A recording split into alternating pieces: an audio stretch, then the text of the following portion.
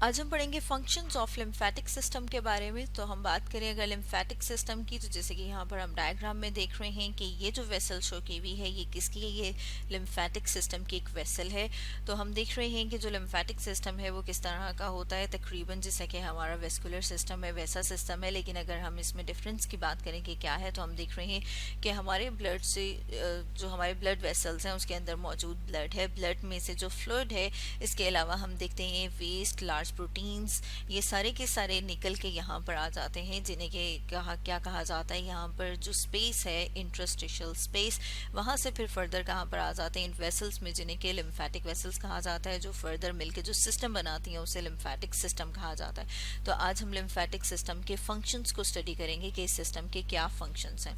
तो उसमें अगर हम एक मेजर फंक्शन की बात करें, तो जैसे कि अभी हमने बात की कि लिम्फेटिक सिस्टम में क्या होता है कि जो फ्लूइड लीक आउट करके आता है ब्लड से, वो एंटर होता है इन वेसल्स में, जिन्हें के लिम्फेटिक वेसल्स कहा जाता है। तो इसका फर्स्ट फंक्शन क्या है कि ये बॉडी के फ्लूइड को ड्रेन करता है, और फिर फर्दर हम देखते हैं कि ये जो लिम्फेटिक वेसल्स हैं इनके अंदर जो मौजूद फ्लूइड है, जिसे कि लिम्फ कहा जाता है, उसको वापस पोर कर देता है ब्लड में, ताकि क्या हो, ताकि ब्लड का जो एक वॉल्यूम है वो मेंटेन रहे। हम कहते हैं कि हमारी बॉडी में फ्लूइड बैलेंस मेंटेन रहे। अब अगर हम ये बात करें कि ये फ्लूइड यहाँ से लीक आउट किस तरह से करता है, तो उसमें हम देखते हैं कि जब ब्लड फ्लो करता है तो वो एक प्रेशर से फ्लो करता है।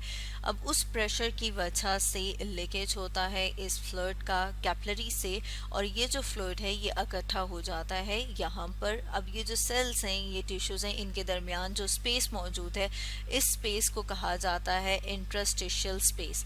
और अगर हम फर्दर थोड़ा सा डिस्कस करें कि इंटरस्टिशियल स्पेस कौन सी वाली स्पेस है, तो हम देखते हैं कि जो इंडिविजुअल सेल्स के दरमियान में मौजूद खाली जगह है, जो स्पेस है, उस स्पेस को कहा जाता है इंटरस्टिशियल स्पेस। तो अब अगर हम ह्यूमंस की बात करें, तो हम देखते हैं कि ह्यूमंस में तकरीबन 20 लीटर प्लाज्मा जो है वो रिलीज़ किया जाता है इसी स्पेस में, जैसे कि हम इंटरस्टिशियल स्पेस कहा कहते हैं ऑफ द टिश्यूज़। और हम देखते हैं कि ये कब होता है, जब हम देख रहे हैं कि कैपिलरी से ब्लड फ्लो करता है प्रेशर से, तो जो फ्लूइड है, मटेरियल है, वो फिल्टर होके आ जाता है इस स्पेस में, और फिर इस स्पेस से वो फर्दर कहाँ पर आ जाता है, लिम्फेटिक वेसल्स में। अब हम देखते हैं कि उस 20 में से जो 17 लीटर है वो रीएब्जॉर्ब हो जाता है, वो डायरेक्टली कहाँ पर रीएब्जॉर्ब हो जाता है, ब्लड वेसल्स में। और जो बाकी का 3 लीटर है वो कहाँ पर आ जाता है, वो आ जाता है इन लिम्फेटिक वेसल्स में। मतलब ये कि हम कह सकते हैं कि वो एंटर होता है लिम्फेटिक सिस्टम में। अब जब वो लिम्फेटिक सिस्टम में एंटर होता है, तो जब वो यहाँ पर एंटर होगा और उसके बाद वो फ्लूइड दोबारा से कहाँ पर पोर कर दिया जाता है, वो पोर कर दिया जाता है हमारे ब्लड वेसल्स में। मतलब ये कि दोबारा से वो हिस्सा बन जाता है हमारे ब्लड का, तो उससे हम कहते हैं कि वो हमारी बॉडी के फ्लूइड लेवल को मेंटेन करता है, उसको बैलेंस में रखता है। इसके साथ साथ अगर हम देखें, तो हम देखते हैं कि जो हमारा डाइजेस्टिव सिस्टम है उसमें फर्दर हम देखें, अगर हम बात करें तो स्मॉल इंटेस्टाइन में हम देखते हैं कि फिंगर लाइक प्रोजेक्शंस होते हैं। मतलब ये कि उंगली की तरह की ये हमें स्ट्रक्चर नज़र आ रहे हैं। इसके अंदर एक स्ट्रक्चर है, जिस ये येलो कलर का जो हम देख रहे हैं, इसे क्या कहा जाता है, लेक्टियल। अब लेक्टियल की बात करें, तो लेक्टियल जो है फर्दर अगर हम एक और डायग्राम देखें, तो जैसे कि यहाँ पर हम देख रहे हैं कि इसमें इन्होंने इसको इनलार्ज करके दिखाया हुआ है लेक्टियल। उसके साथ हम देख रहे हैं कि यहाँ पर जो स्पेस है, साथ में हम देख रहे हैं कि जो एंडोथेलियल सेल्स हैं वो दिखाए हुए। अब इन लेक्टियल के फंक्शन की बात करें कि क्या है, लेक्टियल जो है वो लिम्फेटिक सिस्टम का एक पार्ट है, एक हिस्सा है। अब हम जब खाना खाते हैं तो उसमें जो हम चिकनाई वाली चीज़ें खाते हैं, तो उसमें क्या मौजूद है, लिपिड्स के फर्दर जब हम कहते हैं कि डाइजेशन होती है, तो वो क्या करते हैं, फैटी एसिड्स बनाते हैं। अब ये जो फैटी एसिड्स हैं ये कहाँ पर मौजूद हैं, इंटेस्टाइन के ल्यूमेन में। अगर हम यहाँ पर बात करें, तो जैसे कि हम देख रहे हैं कि जो ये वाला रीजन है, इस रीजन को, ये जो खाली नज़र आ रहा है हमें, इसे ल्यूमेन कहा जाता है। अब ये जो हम देख रहे हैं फैटी एसिड्स कहाँ पर मौजूद हैं, ये इंटेस्टाइन के ल्यूमेन में मौजूद है। यहाँ से ये आते हैं एब्जॉर्प्टिव एंडोथेलियल सेल्स के पास, जैसे कि यहाँ पर हम देख रहे हैं। अब जब इन सेल्स के पास आते हैं, तो फर्दर सेल्स के अंदर हम देखते हैं स्ट्रक्चर्स मौजूद हैं, जिन्हें के क्या कहा जाता है, गोल्जी। अभी जो गोल्जी अपरेटस है ये इनके फर्दर प्रोसेसिंग करता है, और जब प्रोसेसिंग करता है तो हम देखते हैं कि ये अब क्या बन के हैं, ये बन के हैं फैट ग्लोब्यूल्स। अब ये जो फ्लैट ग्लोब्यूल्स हैं इनको कहाँ पर ट्रांसपोर्ट किया जाता है, इनको ट्रांसपोर्ट किया जाता है लेक्टियल्स तक। मतलब ये कि ये कहाँ पर आ जाएंगे, हमारे लिम्फेटिक सिस्टम में और लिम्फ का एक पार्ट बन जाएंगे।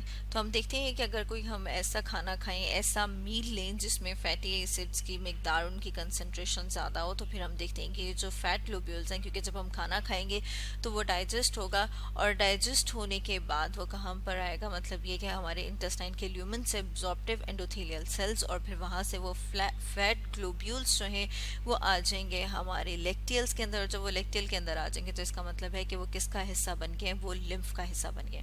तो ये जो फैट ग्लोब्यूल्स हैं ये तकरीबन 1% बनाते हैं लिम्फ का। अब अगर हम एक और फंक्शन की बात करें तो जैसे कि हम बात कर रहे थे कि जो लिम्फेटिक सिस्टम है उसके अंदर क्या मौजूद होते हैं, उसके अंदर मौजूद होते हैं लिम्फोसाइट्स। अब वो जो लिम्फोसाइट्स हैं वो क्या करते हैं, वो डिफेंड करते हैं हमारी बॉडी को, मतलब ये कि हमारी बॉडी को बचाते हैं फॉरेन इन्वेडर्स, जो बाहर से आने वाले जरासीम हैं उनसे बचाते हैं। और अगर हम बात करें कि वो लिम्फोसाइट्स कहाँ पर प्रेजेंट हैं, तो उसमें हम देखते हैं कि लिम्फ नोड, जैसे यहाँ पर हम डायग्राम देख रहे हैं, किसकी डायग्राम है, लिम्फ नोड की डायग्राम है।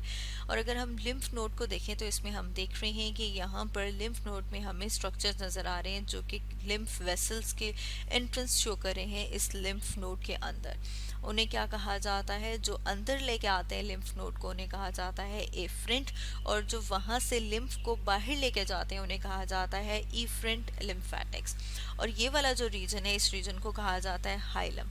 फर्दर हम देखें तो हम देखते हैं कि जो लिम्फोसाइट्स हैं, या फिर हम कहते हैं कि जो हमारी बॉडी में जो हमारी बॉडी को डिफेंड करते हैं मुख्तलिफ जरासीम से, वायरस बैक्टीरिया से, वो कौन से सेल्स हैं, उसमें हम देखते हैं कि बी सेल्स और टी सेल्स।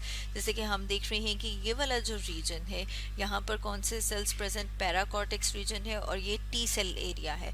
इसी तरह से हम देख रहे हैं ये वाला जो रीजन है जो कॉर्टिकल एरिया, या हम कह रहे हैं कि कॉर्टेक्स है, वहाँ ये बी सेल एरिया, इसे बी सेल एरिया क्यों कहा जा रहा है, क्योंकि यहाँ पर बी सेल्स प्रेजेंट है, या फिर हम कह सकते हैं कि बी लिम्फोसाइट्स प्रेजेंट हैं। इसके अलावा हम देखते हैं कि एक और ख़ास किस्म के सेल्स प्रेजेंट होते हैं जिन्हें मैक्रोफेजेस कहा जाता है, जो इनका फंक्शन भी यही है कि वो डिफेंड करते हैं, हमें बचाते हैं मुख्तलिफ फॉरेन इन्वेडर से, या फिर हम कह सकते हैं इन्फेक्शियस एजेंट से जो बीमारी की वजह बन सकते हैं उनसे। अब हम देखते हैं कि लिम्फ नोड जिनके पास लिम्फोसाइट्स हैं, इसके अलावा मैक्रोफेजेस हैं, ये डिस्ट्रॉय करते हैं बैक्टीरिया और वायरस को। जैसे कि अगर हम अपनी फर्स्ट डायग्राम को देखें तो यहाँ पर हम देख रहे हैं कि इसमें हमने देखा कि जो लिम्फेटिक वेसल है उसके अंदर वाइट ब्लड सेल्स प्रेजेंट है। तो जब कोई एंटीजन कहा जाता है किसी भी फॉरेन पार्टिकल को, तो जब कोई एंटीजन इसमें एंटर होता है तो जैसे यहाँ पर हम देख रहे हैं कि वाइट ब्लड सेल उसको क्या करेंगे, उसको इनगल्फ कर लेंगे, और इनगल्फ करने के बाद उसको डिस्ट्रॉय कर देंगे, मतलब ये कि उसको ख़त्म कर देंगे, और इस तरह से वो डिफेंड करते हैं, मतलब ये कि हमें बचाते हैं मुख्तलिफ बीमारियों से। तो स्टूडेंट्स, आज हमने डिस्कस किया फंक्शंस ऑफ लिम्फेटिक सिस्टम के बारे में।